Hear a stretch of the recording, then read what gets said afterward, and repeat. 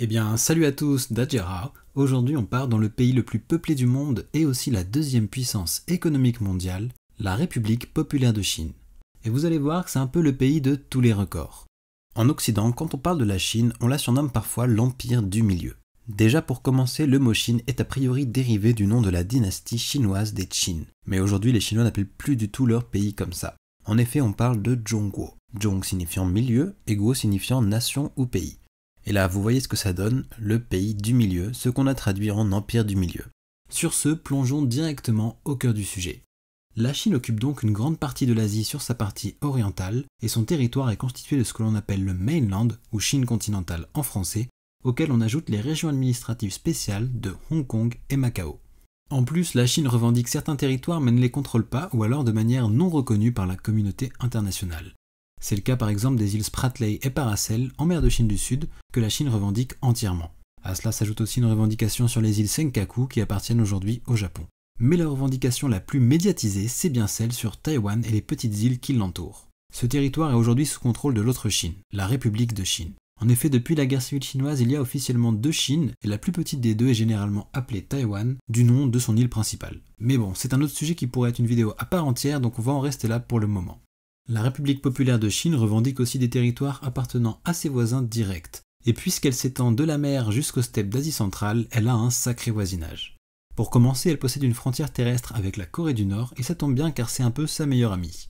Plus au sud, on trouve le Vietnam, avec qui les relations sont parfois tendues, et le Laos, avec qui elles sont bien meilleures. Récemment, la Chine a même inauguré le premier train à grande vitesse du Laos, qui fait partie du projet chinois de nouvelle route de la soie. En remontant, on trouve la Birmanie, puis l'Inde, le géant rival asiatique avec qui les conflits sont fréquents malgré l'importance des échanges économiques entre les deux pays. On l'a d'ailleurs vu récemment avec les tensions à la frontière dans l'Himalaya. Par ailleurs, la Chine revendique le territoire de l'Arunachal Pradesh, situé dans le nord de l'Inde, ce qui n'aide pas aux bonnes relations entre les deux pays. Au milieu dans les montagnes, on trouve le Bhoutan avec qui les relations sont quasiment inexistantes, et le Népal avec qui elles sont au top depuis que la monarchie a été renversée.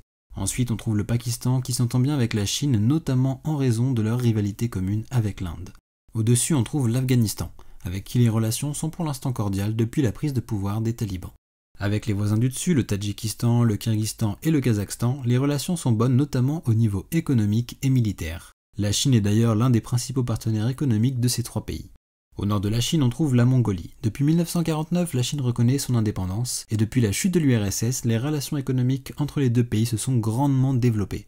La Chine est le premier partenaire de la Mongolie et y investit beaucoup dans l'industrie minière. Enfin, le dernier voisin de la Chine n'est pas des moindres puisqu'il s'agit de la Russie. Ces dernières années, les deux pays se sont beaucoup rapprochés militairement, économiquement et diplomatiquement. Cela s'explique notamment par des intérêts géopolitiques communs, même si en Asie centrale, l'influence grandissante de la Chine se fait au détriment de la Russie. En bref, la Chine occupe un rôle de superpuissance économique et militaire à l'échelle régionale, et cela se constate dans ses relations avec ses voisins. Au niveau du relief, la Chine est un pays très montagneux puisque 40% du territoire se trouve à plus de 2000 mètres d'altitude. En gros, plus on s'éloigne du littoral chinois, plus on monte. Pour schématiser, on distingue trois ensembles. En premier, on a la Chine des plaines qui est essentiellement composée de plaines, petites collines et grands deltas formés par les fleuves qui se jettent dans la mer. C'est cette partie qui est la plus propice à l'agriculture et du coup celle sur laquelle se concentre la majorité de la population. On le voit d'ailleurs très bien en regardant la carte de la densité qui illustre bien le déséquilibre entre la Chine du littoral et la Chine de l'intérieur. Ensuite, on passe justement aux espaces de moyenne altitude avec le centre de la Chine qui est composé de plateaux, collines et petites montagnes. Cet espace est un peu moins peuplé que le littoral mais reste quand même très développé. On y trouve aussi des espaces désertiques avec au nord-est les bassins de la Tsungari et celui de Tarim dans lequel il y a beaucoup de minerais, charbon et pétrole. Plus au nord, on trouve aussi le désert de Gobi qui s'étend jusqu'en Mongolie. Et enfin, on arrive à la partie la plus montagneuse de la Chine dans laquelle se trouvent les montagnes de l'Himalaya et les hauts plateaux comme celui du Tibet. D'ailleurs, c'est aussi dans cette partie que l'on trouve le point culminant du pays mais aussi du monde, le mont Everest. Et cette montagne un petit peu connue se trouve sur la frontière entre la Chine et le Népal, ce qui en fait le point le plus haut des deux pays.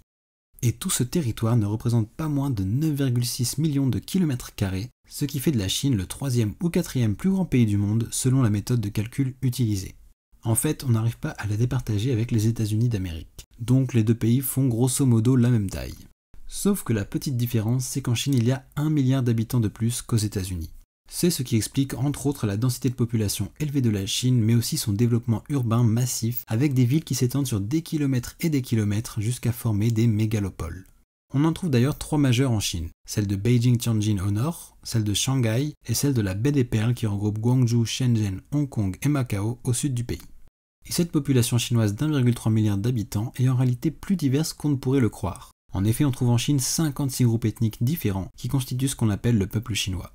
Le groupe ethnique majoritaire est celui des Han qui constitue plus de 90% de la population et est majoritaire dans toutes les provinces excepté au Xinjiang et au Tibet.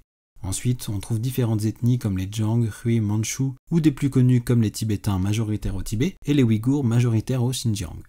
La Chine a donc une grande diversité de cultures mais aussi de religions. Il y en a d'ailleurs 5 qui ont un statut officiel, le taoïsme, le bouddhisme, l'islam, le protestantisme et le catholicisme. Cependant, la religion la plus pratiquée est la religion traditionnelle chinoise, qui n'a pas vraiment de nom et englobe plusieurs pratiques et cultes. Ce n'est donc pas vraiment une religion en tant que telle, mais plutôt un ensemble de rites qui sont intégrés à la culture chinoise et qu'il est possible de pratiquer tout en étant adepte d'une autre religion. Au niveau des langues, on en compte 302 reconnues officiellement, qu'on peut séparer en 2 groupes. On a tout d'abord les langues chinoises qui sont parlées par 92% de la population. Parmi celles-ci, le mandarin est le plus répandu, mais d'autres existent comme le cantonais dans le sud de la Chine. Les 8% restants représentent toutes les langues parlées par les minorités qui peuplent le territoire chinois. On trouve par exemple le coréen, le ouïghour, le tibétain ou encore le hmong, bref, la liste est très longue. Du coup, avec une telle population et une telle densité, il y a du monde à transporter en Chine. Et avec l'industrie chinoise en plus, le transport de marchandises n'est pas non plus sans reste. On a donc des transports très développés dans tout le pays. Au niveau routier, la Chine a le plus long réseau autoroutier du monde, appelé NTHS pour National Trunk Highway System. Celui-ci a été en grande partie construit à partir de 2005 afin de relier rapidement les grandes villes entre elles. Aujourd'hui, le pays est vraiment quadrillé d'autoroutes et en plus de ça, on ajoute aussi les voies express qui sont l'équivalent des routes nationales en France. Et pour le transport ferroviaire, la Chine a le 2e plus long réseau du monde après les États-Unis. Mais là-bas, le train n'est quasiment utilisé que pour transporter des marchandises, alors qu'en Chine, on transporte certes des marchandises, mais surtout beaucoup de voyageurs. Et du coup, ce réseau ferré chinois pourrait être classé en 2 groupes. Déjà, on a beaucoup de voies conventionnelles, autrement dit des voies sur lesquelles les trains circulent lentement. C'est là que passent les trains de marchandises, les trains de nuit et les trains régionaux. Mais en plus de ça, la Chine a le plus long réseau à grande vitesse du monde, avec 38 000 km de lignes permettant d'aller entre 200 et 300 km/h. Et parmi celles-ci, quelques lignes permettent même d'aller à plus de 300 km/h. Et ce qui est particulièrement impressionnant, c'est que toutes ces lignes ont été construites ces 15 dernières années. Et la seule compagnie ferroviaire en Chine qui est chargée de faire circuler les trains sur toutes ces lignes et qui dispose du monopole pour tout le territoire, c'est l'entreprise publique China State Railways. Les Chinois peuvent donc se déplacer très facilement en train, mais aussi en avion dans le pays et vers l'international. On trouve ainsi énormément d'aéroports majeurs. Les principaux sont ceux de Beijing, Shanghai, Guangzhou, Chengdu et Shenzhen. Pour desservir ces aéroports, on trouve beaucoup de compagnies aériennes en Chine, mais il y en a 3 qui sortent du lot. La plus grosse, Air China, est la compagnie nationale. Ensuite, on trouve China Southern et China Eastern. Chacune a son aéroport de référence. Air China est basée au nord à Beijing, China Southern à Guangzhou et China Eastern à Shanghai. Le petit point à savoir, c'est qu'elles sont toutes détenues par l'État chinois et à elles seules représentent la majorité du trafic aérien national. Au niveau du transport maritime, là encore, la Chine bat des records. Le port de Shanghai est le plus fréquenté du monde avec celui de Singapour pas loin derrière en seconde place. Et dans la suite du classement, on trouve encore des ports chinois. Shenzhen en 3e mondial, Ningbo-Zhoushan dans la banlieue de Shanghai en 4e, Guangzhou en 5e ou encore Qingdao en 6e. Et en tout, dans le top 20 mondial, on ne trouve pas moins de 8 ports chinois. Et si l'activité portuaire est si développée en Chine, c'est évidemment lié à l'économie chinoise et notamment son industrie. La Chine, qu'on surnomme usine du monde, produit beaucoup de marchandises qui sont exportées partout à travers le monde. Et pour transporter tout ça, forcément, on a besoin de conteneurs. Du coup, la Chine a une balance commerciale positive, c'est-à-dire qu'elle exporte plus de marchandises qu'elle n'en importe. Et en plus, elle en exporte vraiment dans tous les secteurs, électronique, automobile, acier, plastique, produits alimentaires, textiles ou encore jouets. C'est cette diversité qui la rend si compétitive au niveau mondial. Du coup, l'industrie, qui représente à elle seule 40% du PIB chinois et emploie 29% de la population active, reste le moteur de l'économie chinoise. Malgré tout, l'agriculture occupe toujours une place majeure, notamment dans l'intérieur des terres. En effet, elle représente encore 10% du PIB, mais surtout elle emploie 27% de la population active. Ça s'explique tout simplement par le fait que certes le littoral chinois est très urbanisé et développé, mais une grande partie de l'intérieur des terres est toujours rurale et agricole. Malgré tout, l'industrie reste bien plus rentable que l'agriculture, qui est néanmoins essentielle pour nourrir l'immense population chinoise. Le secteur tertiaire est tout de même en forte croissance ces dernières années avec le développement économique et contribue aujourd'hui au PIB chinois à hauteur de 50%.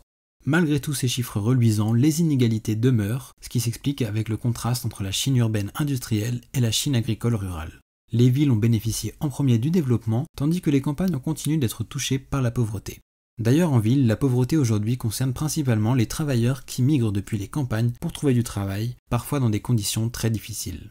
Heureusement, l'avenir semble plus positif car la pauvreté est en constante diminution. Pour conclure, on peut dire que la Chine est sans conteste un pays pour lequel la puissance à l'international est amenée à se renforcer encore dans les années à venir, à la fois économiquement, diplomatiquement et militairement. Grâce à cette puissance économique grandissante, la Chine a pu s'ériger comme un rival de taille pour les États-Unis. Avec un PIB par habitant en constante progression et un chômage toujours plus bas, le développement économique chinois ne semble pas prendre fin. Cependant, cette économie dynamique reste très dépendante de l'international et notamment des États-Unis. Aussi sur le long terme, l'économie chinoise est menacée par un ralentissement de la productivité, mais surtout par le vieillissement de la population. Ainsi, en plus de la crise écologique, ce sont les principaux défis à relever pour le gouvernement chinois, dont la stabilité dépend d'une économie favorable. J'espère que cette vidéo sur ce pays gigantesque vous aura plu. Si vous avez des questions, comme d'habitude, c'est dans la section commentaires que ça se passe. Et si la vidéo vous a plu, n'hésitez pas à mettre un j'aime et à vous abonner à la chaîne. Et sur ce, je vous dis à bientôt dans la prochaine vidéo.